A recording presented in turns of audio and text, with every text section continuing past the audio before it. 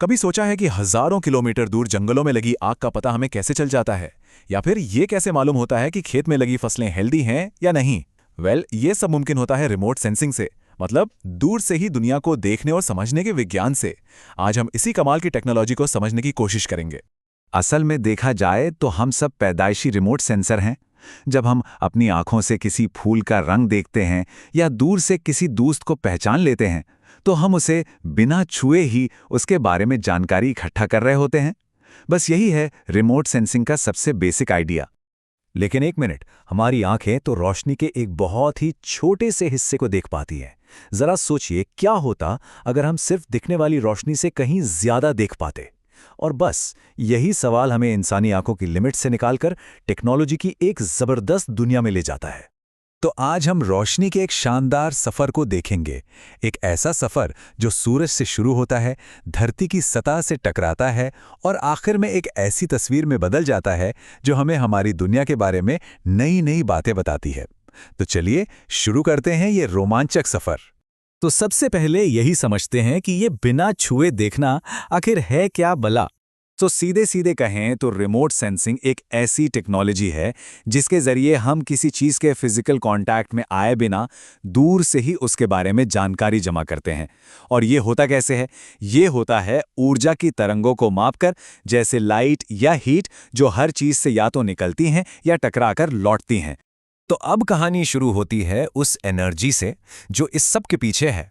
सवाल ये है कि ये एनर्जी आती कहाँ से है? इस पूरे खेल का जो सबसे पहला और सबसे जरूरी खिलाड़ी है वो है एनर्जी का सोर्स। और हमारे प्लैनेट के लिए वो सबसे बड़ा सोर्स क्या है? सूरज। जी हाँ, सूरज से निकलने वाली रोशनी। यहीं से सारा सफर शुरू होता है। लेकिन बात यहीं खत्म नहीं होती। सूरज से जो एनर्जी आती है वो सिर्फ वो रोशनी नहीं है जो हमें दिखती है। नहीं, ये एक बहुत ही बड़े इंद्रधनुष का एक छोटा सा हिस्सा है। इस इंद्रधनुष को हम कहते हैं इलेक्ट्रोमैग्नेटिक स्पेक्ट्रम, और इसमें एक्सरे से लेकर रेडियो वेव्स तक सब कुछ शामिल है।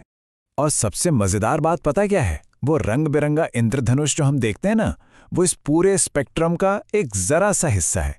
बस इतना सा। असल खजाना तो हमारी नजरों से परे छिपा है।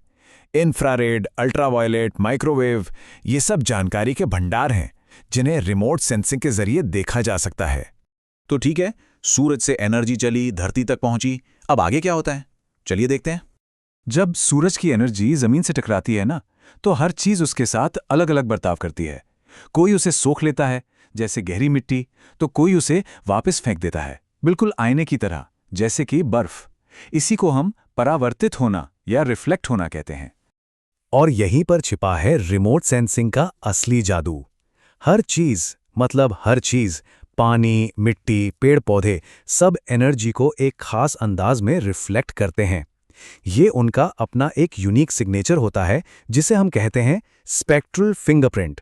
ठीक वैसे ही जैसे हमारे फिंगरप्रिंट्स होते हैं। और इसी फिंगरप्रिंट की बदौलत हम चीजों को पहचान पाते हैं। एक बढ़िया मिसाल देखिए। पानी जो है वो इंफ्रारेड लाइट को लगभग पूरा सोख लेता है, इसलिए सैटेलाइट इमेज में नदियां और झीलें काली दिखती हैं। दूसरी तरफ हरे भरे हेल्दी पेड़ पौधे वो इंफ्रारेड को जोरों से रिफ्लेक्ट करते हैं और एकदम चमकीले नजर आते हैं। बस यही है वो तरीका जिससे हम वो भी देख पाते हैं जो अदृश्य है। अच्छा, तो एनर्जी जमीन से टकराकर वापस लौट गई। अब क्या? अब ये एनर्जी सफर करती है ऊपर की तरफ, स्पेस में, जहां हमारे सुपर कैमरास इसका इंतजार कर रहे हैं। ये जो रिफ्लेक्ट हुई एनर्जी है, ये वायुमंडल से होती हुई सीधा पहुंचती है एक सेंसर तक। और ये सेंसर कहाँ है? ये लगा होता है किसी सैटेलाइट पर या हवाई जहाज पर जो लगातार हमारी धरती के चक्कर काट रहा है। तो ये सेंसर क्या है? इसे एक तरह की सुपर पावर्ड डिजिटल आंख समझिए। एक ऐसी आंख जो सिर्फ वो नहीं देखती जो हमें दिखता है, बल्कि इंफ्रारेड जैसी अदृश्य एनर्जी को भी पकड़ लेती है और फिर उसे डिजिटल डेटा में बदलकर रिकॉर्ड कर लेती है। तो ठीक है, अब सेंसर ने अपना काम कर दिया, हमारे पास रॉ डेटा आ गया। लेकिन ये डेटा ये तो बस कुछ नंबरों और सिग्नल्स का जाल है। तो सवाल ये उठता है कि इस डेटा से कोई मतलब की तस्वीर कैसे बनाई जाए। चलिए इसे एक उदाहरण से समझते हैं। स्क्रीन पर देखिए, ये राजस्थान की सांभर झील की दो तस्वीरें हैं। एक तस्वीर है ग्रीन बैंड में, मतलब लगभग वैसी ही जैसी हमें अपनी आंखों से दिखती है, और दूसरी है इंफ्रारेड बैंड में। जरा गौर से देखिए, दोनों में क्या फर्क है। कमाल है ना। इंफ्रारेड वाली इमेज में देखे, झील के चारों ओर की जो हरियाली है वो कैसे चमक रही है, और झील का पानी वो एकदम काला दिख रहा है। क्यों? क्योंकि जैसा हमने बात की थी, पानी ने इंफ्रारेड सोख लिया और पेड़ पौधों ने उसे जोर से रिफ्लेक्ट कर दिया। ये वही स्पेक्ट्रल फिंगरप्रिंट्स हैं जिन्हें अब हम अपनी आंखों से देख पा रहे हैं। तो हमने ये पूरा साइंटिफिक प्रोसेस तो समझ लिया।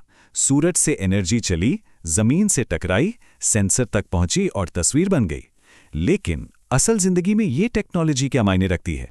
देखिए, ये सफ़र असल में तब पूरा होता है जब सेंसर से मिला ये सारा डेटा प्रोसेस होकर उन लोगों के हाथ में पहुंचता है जिन्हें इसकी ज़रूरत है, जैसे हमारे साइंटिस्ट, किसान, जो लोग शहर की प्लानिंग करते हैं, या फिर वो टीमें जो बाढ़ या भूकंप जैसी आपदाओं में काम करती हैं। और इस जानकारी के इस्तेमाल, अरे वो तो अनगिनत हैं। किसान देख सकते हैं कि उनकी फसलें प्यासी तो नहीं। सिटी प्लानर्स को पता चलता है कि शहर किस तरफ फैल रहा है। कोई बाढ़ आ जाए या सूखा पड़ जाए तो इसी टेक्नोलॉजी से पता चलता है कि मदद सबसे पहले कहाँ भेजनी है। और शायद सबसे बड़ी बात, ये हमें क्लाइमेट चेंज के असर को समझने में भी मदद करती है। तो कह सकते हैं कि हमारी धरती लगातार हमसे बात कर रही है, कुछ ऐसी भाषाओं में जो अदृश्य हैं। रिमोट सेंसिंग हमें उन भाषाओं को देखने और समझने की ताकत देता है। ये हमें एक नई नज़र देता है। और सोचने वाली बात तो ये है कि जब हम इस नई नज़र से देखना और अच्छी तरह सीख जाएंगे तो अपनी दुनिया के और कितने गहरे राज खोल पाएंगे।